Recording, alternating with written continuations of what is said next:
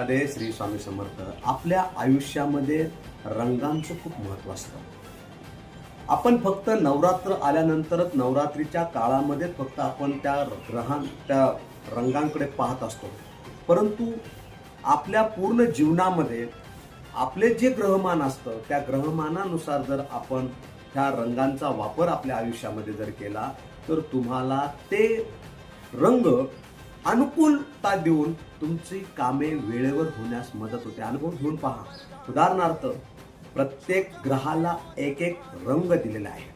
जसं सूर्याला ऑरेंज रंग असतो, मंगळला लाल रंग असतो, गुरुला पिवळा रंग असतो, शुक्राला पिंक किंवा पांढरा रंग असतो, चंद्राला सफेद रंग असतो.